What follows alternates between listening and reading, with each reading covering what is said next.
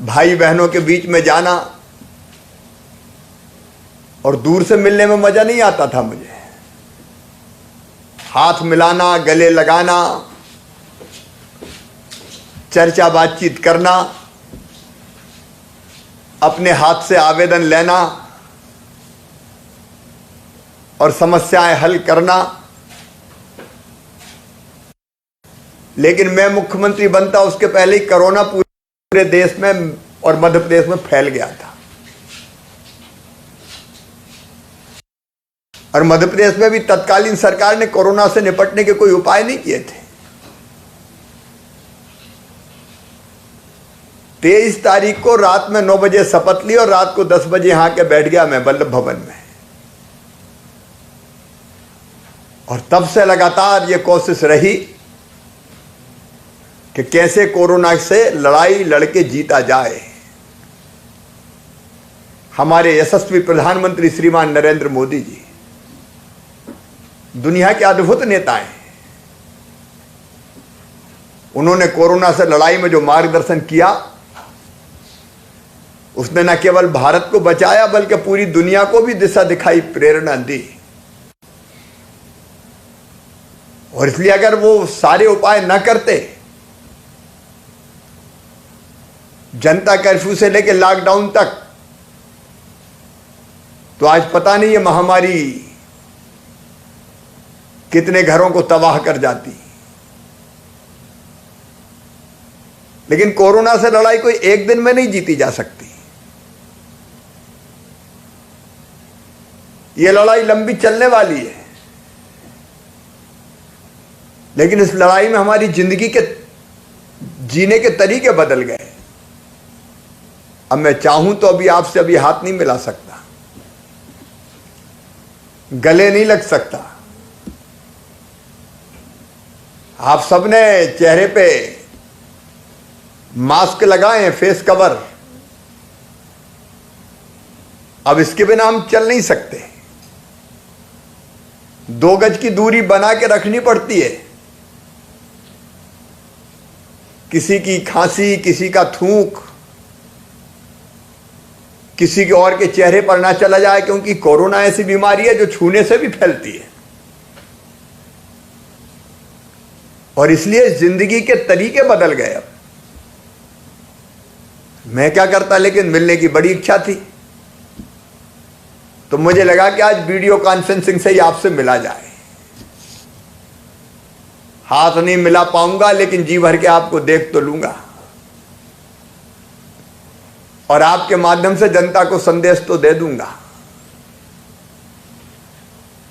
इन लगभग 2 महीनों में मेरे बहनों और भाइयों, समाज के हर वर्ग की सेवा करने की कोशिश हुई है।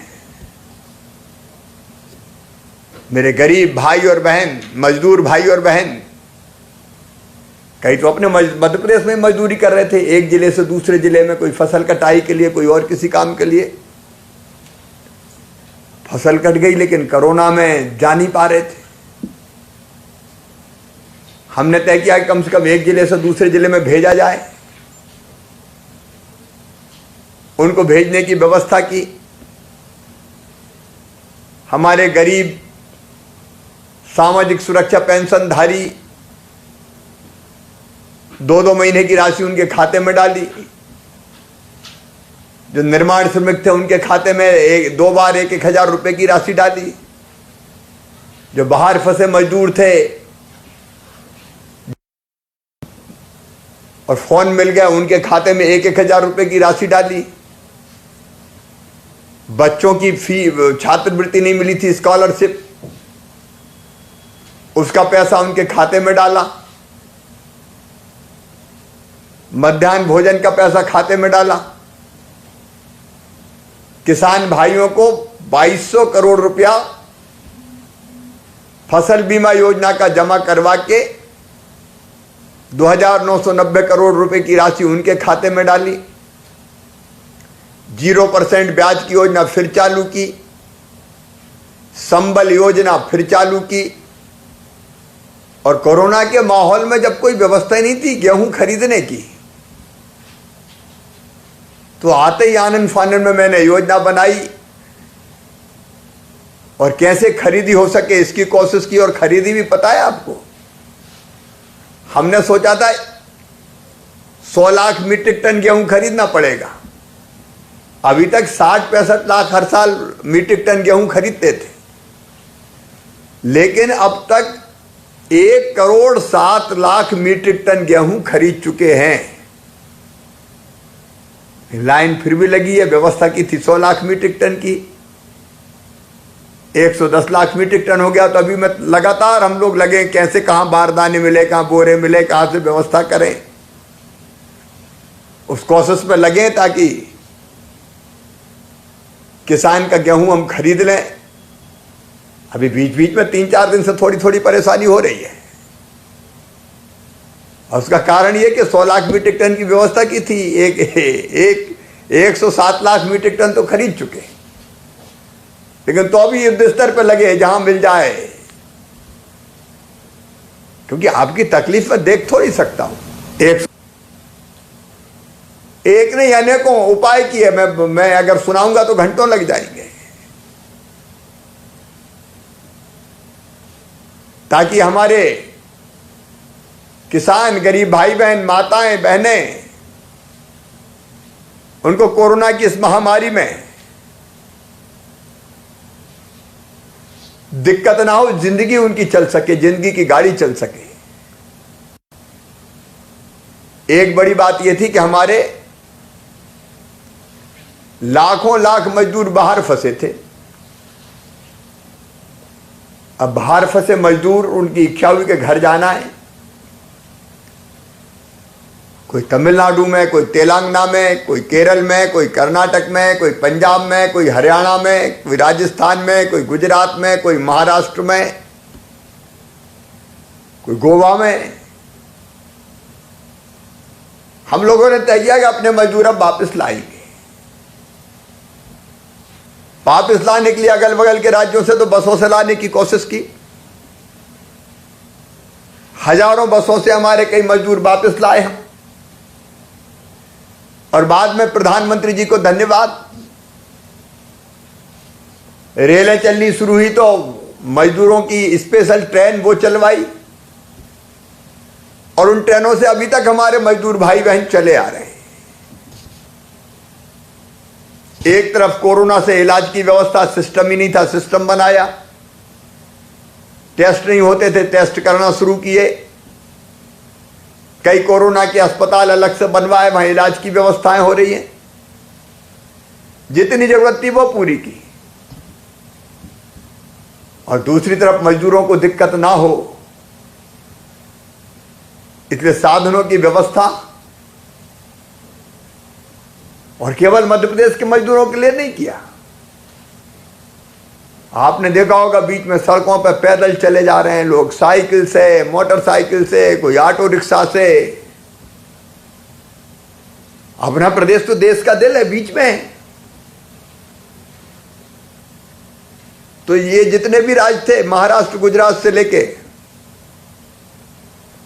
आंध्र, केरल, तमिलनाडु, तेलंगाना, सब मजदूर मध्य प्रदेश में से होकर गुजर रहे थे।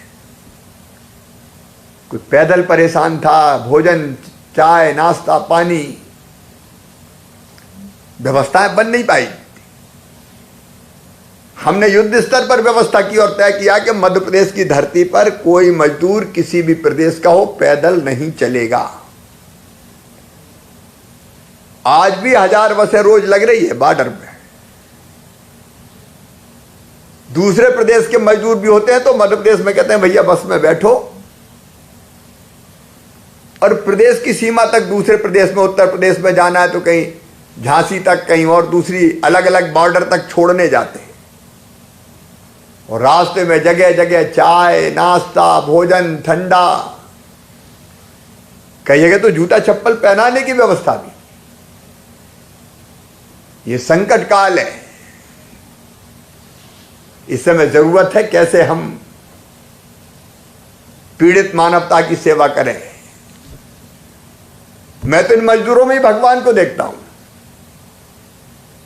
इनकी सेवा हो गई तो समझो भगवान की पूजा हो गई। और ये सारे इंतजाम किए, मैं गांव के सरपंचों को भी बधाई देना चाहता हूं। सरपंच, उनकी टीम, पंच, समाज सेवी अपने अपने गांव में सब जुट गए प्रशासनिक अमले के साथ। एक तरफ उनने गांव को कोरोना से बचाने की कोशिश की। मैं सच में ये कहने में मुझे कोई संकोच नहीं कि शहरों से ज्यादा मैंने जागरूकता गांव में देखी। कई ने तो अपने गांव सील कर दिए, भैया ऐसे नहीं घुसोगे,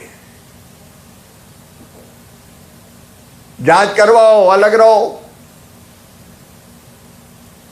मैं आपको श्रेय दे रहा हूं, आप लोगों के कारण गांव में कोरोना फैल नहीं पाया। अपवाद स्वरूप है कुछ जगह, और गांव में अगर एक दो को हो भी गया तो गांव पूरा घेर लिया तो ऐसी स्थिति बनी कि और कहीं नहीं फैला, शहरों में ज्यादा फैल गया। इसलिए मैं आपको प्रणाम करता हूं, ग्रामवासियों को, पंच सरपंचों को, सभी को मैं धन्यवाद देता हूं। वैसे सरपंच का आज मतलब भी आपको बताता हूं। अब 4 शब्द है, सा, रा, पा और चा, सरपंच। सा का मतलब है समानदर्शी, सबको एक समान देखने वाला, सबको बराबर मानने वाला और बराबर मान के सबकी सेवा करने वाला। रा का मतलब है रत्न। अब गांव में कितने जितने काम करवाने हैं उसकी धुरी कौन है? सरपंच, पंच, टीम। तो हमारे लिए तो राज्य सरकार के लिए रत्न की तरह है। आज भी जितने काम करवाते हैं पंचायतों के माध्यम से, जिसका मुखिया सरपंच होता तो वो रत्न भी है। और पा का मतलब है परिश्रमी, मेहनती। मनरेगा के काम चल रहे हैं तो खड़ा है, बाहर से मजदूर आ रहे हैं तो खड़ा है, भोजन पानी की व्यवस्था करना है तो खड़ा है, अधिकारी कर्मचारियों की टीम आई तो खड़ा है। तो दिन रात परिश्रम करने वाला। और चा का मतलब है चौकीदार, मतलब चौकसी करने वाला। प्रधानमंत्री ने भी अपने आप को चौकीदार कहा, कहीं गड़बड़ नहीं हो जाए, सबको हक और अधिकार मिले, और जो आ रही है ये सामग्री और सुविधा उसका वितरण ठीक से हो। तो उसका मतलब होता है चौकीदार। ये सरपंच है, आप महत्वपूर्ण धुरी है, और आपने जो काम किया उसके लिए मैं आपको बधाई दे रहा हूं। हमने व्यवस्था की अनाज की, कोई भूखा नहीं सोएगा, यह संकल्प है हमारा मध्य प्रदेश की धरती पर। 3 महीने का राशन पहले दिया, 2 का फिर दिया। अब ये राशन ठीक से बट जाए, इसमें बेईमानी ना हो, हर घर तक पहुंच जाए। अच्छा, एक बड़ी समस्या थी कि राशन कार्ड नहीं है कहीं पे, तो वो क्या करेंगे? तो क्या भूखे रहेंगे? हमने कहा नहीं, भूखा कोई नहीं रहेगा। राशन कार्ड नहीं है तो अभी राशन दिया जाएगा। अब अभी जो 10 किलो गेहूं या चावल, 1 किलो दाल, जिनके पास राशन कार्ड नहीं उन तक भी पहुंचे। और ये 25 अलग अलग श्रेणियां बनाई, उनमें से भी कई रह गए। पहले पात्रता पर्ची बनी थी जब भारतीय जनता पार्टी की पहले सरकार थी, उनको राशन ही नहीं मिल रहा था, हम कहें इनको भी देंगे। और अब बाहर से मेरे मजदूर भाई बहन आए, प्रवासी मजदूर भाई बहन, वो भी भूखा नहीं सोएंगे, उनको भी राशन दिया जाएगा। तो राशन वितरण का काम हो। अब केवल राशन अकेले से काम नहीं चलेगा। मैं सभी सरपंच भाई बहनों से, शासकीय अमले की मेरी टीम से, आपके माध्यम से ग्रामवासियों से अपील करना चाहता हूं अपने गांव को सुरक्षित रखना है कोरोना से। और उसके तरीके मालूम है आपको, फिजिकल डिस्टेंस, 2 गज की दूरी, वहां पे ये मास्क लगा के रखना और हाथ बार बार धोना साबुन से। सावधानी रखी तो कोरोना को हरा देंगे, असावधान रहे तो ये हमें नहीं छोड़ेगा। उधर बाहर से जितने मजदूर भाई बहन आ रहे हैं वो अपने हैं, उनके साथ मानवीयता का ही व्यवहार करना है। आखिर वो कहां जाएंगे? लेकिन ये जवाबदारी आपकी कि उनकी पूरी स्क्रीनिंग मतलब जांच हो। 14 दिन वो होम क्वारंटाइन अपने घर में रहें, निकले नहीं। जहां जरूरत हो वहां स्कूल पंचायत भवन में भी रखें। ये सावधानी हमको रखनी, लेकिन मानवीय व्यवहार के साथ। अब वो आए हैं तो काम भी चाहिए। कोरोना ने रोजगार छीन लिया, आर्थिक गतिविधियां बंद हो गई, इसलिए रोजी रोटी का बड़ा संकट पैदा हो गया। और इसलिए हमने तय किया कि अब तेजी से आर्थिक गतिविधियां चालू करनी है। मैं प्रधानमंत्री जी को फिर धन्यवाद दूंगा। मनरेगा योजना के अंतर्गत उन्होंने राशि का कोटा बढ़ा दिया।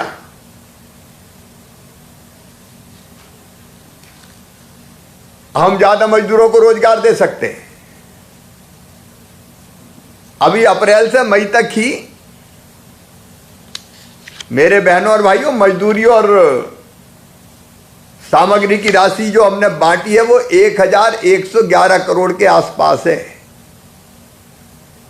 जिसमें 700 करोड़ के आसपास केवल मजदूरी है जो मजदूरों के खाते में गई है। व्यापक पैमाने पर मनरेगा का काम चालू किया। आप सबको धन्यवाद। अपनी 23,000 के आसपास पंचायतें, अपवाद छोड़े तो सभी पंचायतों में काम चल रहे हैं और लगभग 21 लाख लोगों को रोज रोजगार मिल रहा है। पिछले साल से 10 लाख को ज्यादा। यह मनरेगा सहारा बन गई मजदूरों का। अब मनरेगा में काम तब मिलता जब जॉब कार्ड हो। ये तय किया कि जो आए बाहर के हमारे मजदूर भाई बहन, उनका जॉब कार्ड तत्काल बनाना है और उनको भी काम से लगाना है।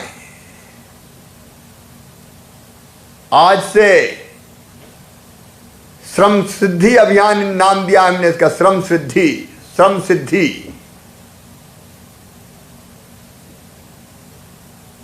जिनको श्रम मजदूरी प्राप्त होगी, काम प्राप्त होगा, ये सबके जॉब कार्ड बनाना है सरपंच साथियों, ताकि कम से कम मनरेगा की मजदूरी तो मिल जाए। सर्वे का काम घर घर शुरू हो रहा है। जो हमारा अमला है वो सर्वे के काम में लगेगा। पंचायत सचिव, रोजगार सहायक, सेल्फ हेल्प ग्रुप की बहनें, कम्युनिटी रिसोर्सेज पर्सन मतलब सखियां, और ये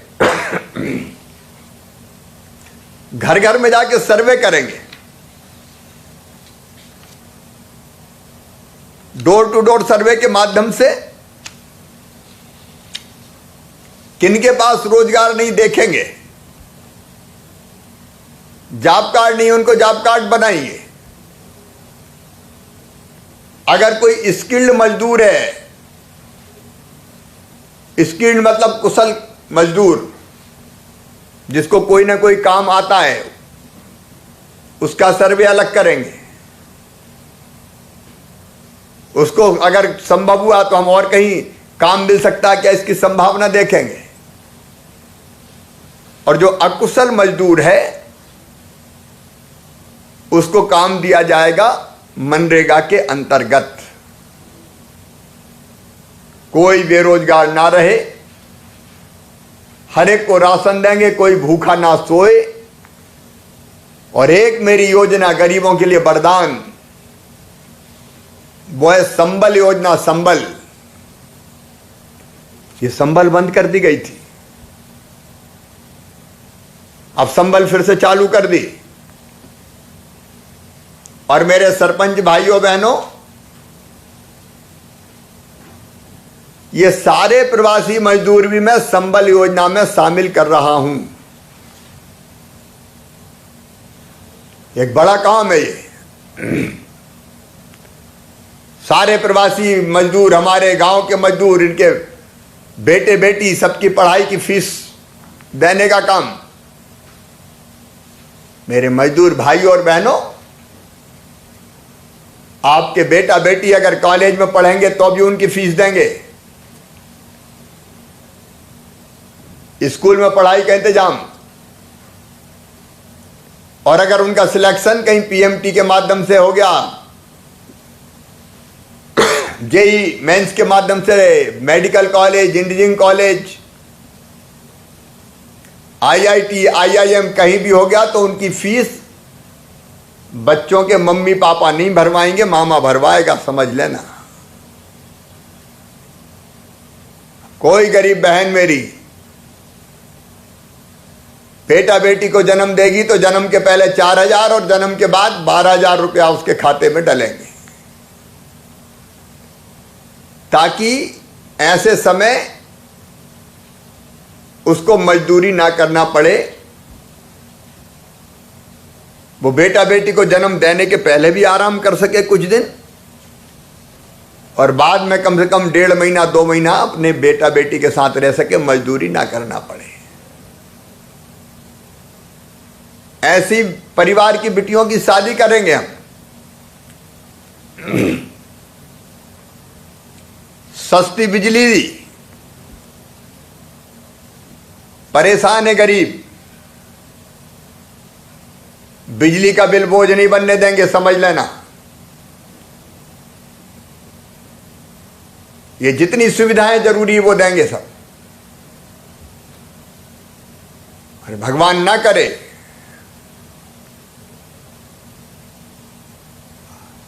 अगर कहीं एक्सीडेंट पे मृत्यु हो जाती है,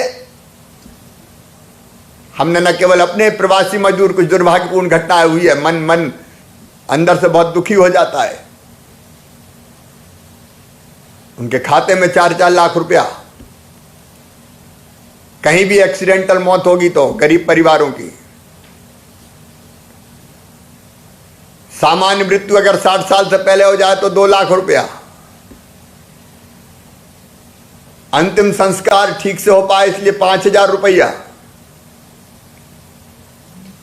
आपकी सरकार है, दिक्कत नहीं आने दूंगा। ये गरीबों के लिए जरूरी है। और गरीबी के इस समय कोई भी अगर उन्हें कर्जा लिया हो किसी प्राइवेट आदमी से भी, तो दादागिरी करके पैसा नहीं वसूल पाएगा। इसका कानून ला रहा हूं मैं, ताकि गरीबों को कोई दिक्कत ना हो। ये कष्ट का समय, संकट का काल है। अच्छा, वो आर्थिक गतिविधियां नहीं चली तो खजाने भी इस समय खाली हैं,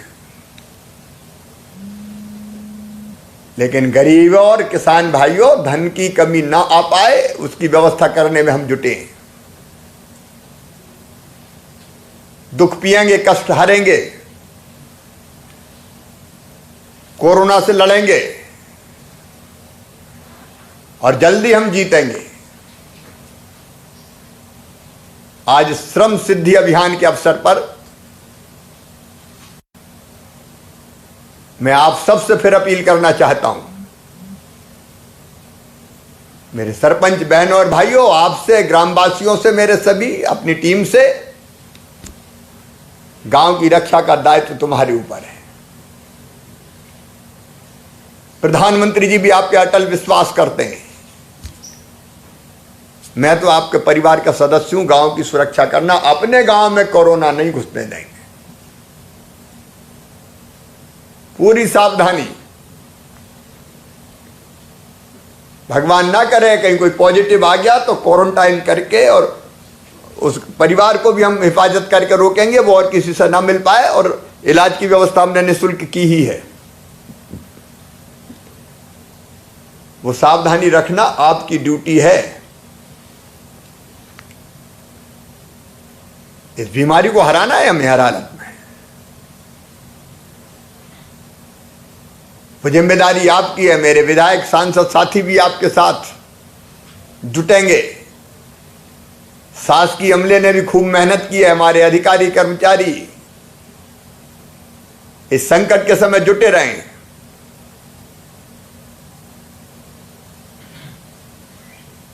और दूसरी तरफ हम कैसे काम धंधा कोई ना कोई मिलना सुनिश्चित हो जाए मनरेगा सहित, उस काम में लगेंगे। नर समाज का भाग्य एक है, वह श्रम वह भुजबल है। जिसके सम्मुख झुकी हुई पृथ्वी विनीत नवतल है। अटल जी ने कहा, हार नहीं मानूंगा, रार नहीं ठानूंगा, काल के कपाल पर लिखता मिटाता हूं, गीत नया गाता हूं। ये परेशानी है, दिक्कत है, डरना नहीं है, केवल सावधान रहना है। समय पर कोरोना पता चल गया, इलाज हो गया तो सर्दी जुकाम बुखार है और कुछ नहीं है। रोज लोग ठीक ठीक होके आ रहे हैं, इसलिए ऐसी घबराने की जरूरत भी नहीं है। लेकिन सावधान रहने की जरूरत जरूर है। अगर असावधान हुए तो इस बीमारी ने पकड़ा, और ये ऐसी है कि फिर अपन पकड़े तो परिवार पकड़ा। जो सारी सावधानी आप रखें, आयुर्वेदिक काढ़ा पिलाते रहें। कई आयुर्वेदिक नुस्खे बड़े प्रभावी है। अब एक है गिलोय। गिलोय आपने सुना होगा नाम, गिलोय की बेल होती है। उस बेल का एक बीता भाग काट लिया आपने और उसको कुचल के एक गिलास पानी में डाला और गर्म किया, उबाला। उसमें 5 पत्ते तुलसी के डाल दो, 3 काली मिर्च डाल दो, 1 अदरक का छूना डाल दो और आधा चम्मच हल्दी डाल दो। और जब वो 1/4 रह जाए तो उसको पी जाओ। ये देसी नुस्खे कोरोना में बड़े प्रभावी है। आयुर्वेदिक काढ़ा भी ऐसे ही है। ये चीजें शरीर की रोग प्रतिरोधक क्षमता बढ़ाती है, जिसके कारण बीमारी पकड़ नहीं पाती है। वो सावधानी जरूर रखना। साफ सफाई, स्वच्छता, और फिर कह रहा हूं भीड़ ना लगे कहीं भी। ज्यादा भीड़ लगी तो गड़बड़ हुई। अब शादी विवाह के तरीके बदल गए भैया। अब तो 5 चिते किया जाओ, 5 चिते किया जाओ। दूल्हा दुल्हन की शादी, भीड़ नहीं, भोज नहीं, मृत्यु भोज की भी जरूरत नहीं है। अब कई चीजें कोरोना खत्म करवा दे रहा है। इससे फिजूल खर्ची खत्म हो रही है। तो सारे उपाय हम करें और मिलकर इस कोरोना को हराएं। हमारा आपका सबका संकल्प है, कोई भूखा ना सोए, सबको हम रोजगार दे पाएं और इस संकट का काल ठीक से कट जाए। प्रधानमंत्री जी अपने साथ है, मैं आपके साथ खड़ा हूं। हमारे साथी टीम वो आपके साथ मिलकर लड़ेंगे और हम जीतेंगे। और जल्दी जब ये खत्म होगा मैं फिर आपके बीच आऊंगा। लेकिन तब तक ऐसे भी मिल सकते हैं, बात कर सकते हैं। आज श्रम सिद्धि अभियान के आरंभ पर एक बार मैं आप सबका स्वागत और अभिनंदन करता हूं इस संकल्प के साथ कि हम सब मिलके गांव का विकास भी करेंगे, मनरेगा के पैसे का सही इस्तेमाल करेंगे। मशीनों से काम नहीं होगा, मजदूर के हाथों से काम होगा। काम ऐसा करेंगे जो गांव के लिए उपयोगी हो। जब इतना पैसा मिल ही रहा है तो उपयोगी काम करो भैया, जो लंबे समय तक के लिए गांव के काम आए। इससे स्थायी संपत्ति सृजित हो जाए। या पंचायतों की जगह के पास जगह गौशाला भी अपन बना डालें, मनरेगा के सहयोग से गौ माता के भी रक्षा हो जाए और किसानों के खेत भी बच जाए। तो मिलजुल के ऐसे उपयोगी काम हम सब करेंगे, एक एक पैसे का सदुपयोग करेंगे, अपने गांव का विकास करेंगे, जनता को सुखी रखेंगे और कोरोना को खत्म करेंगे। आप सबको और आप सबके माध्यम से सभी ग्रामवासी भाई बहनों को मेरा प्रणाम, मेरा नमस्कार। अब कुछ मित्रों से हाँ, एक बात और है, हमने तय किया है श्रम सिद्धि अभियान में जो अच्छा काम करेगा पंचायतें, उनको पुरस्कार देंगे। प्रथम द्वितीय और तृतीय पुरस्कार, और पुरस्कार के जो आधार होंगे, जिसने इस अभियान में सबसे ज्यादा कार्ड बनाए हैं, जिसने सबसे ज्यादा मजदूरों के काम पर लगाया, या जिसने सबसे ज्यादा काम खोले और जिसने सबसे ज्यादा स्थायी महत्व की संरचनाएं बनाई और जिनके कामों की गुणवत्ता अच्छी है, इन 5 आधारों पर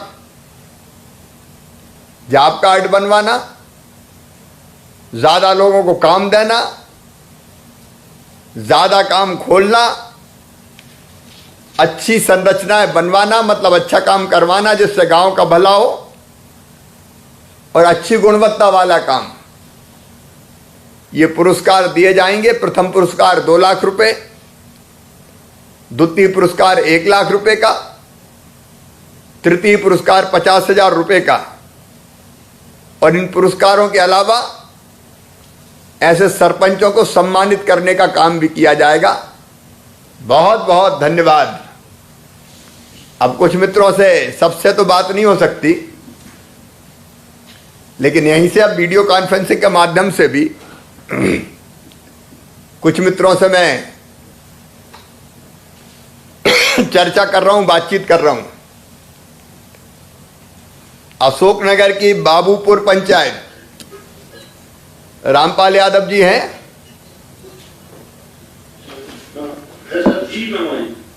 नमस्कार रामपाल जी, क्या हाल है? बढ़िया नाना जी, आपका आशीर्वाद है। क्या गांव में काम चालू हो गए मनरेगा के? हाँ हो गए। कितने काम खोले भैया? अभी 5 काम लिए, 3 का लेवल लगी हुई है। अच्छा, कौन कौन से काम? ये तालाब है। हाँ,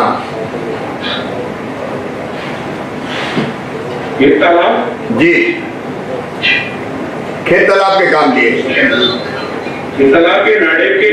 अच्छा, नाडेब के भी काम लिए हाथ में। काम उपयोगी होना चाहिए। हाँ बोलो। सबसे पहले तो मैं आपके लिए बहुत बहुत बधाई देता हूँ जी। पुनः मध्य प्रदेश की कमान संभालने के लिए जी, बहुत बहुत बधाई मेरी तरफ से। धन्यवाद।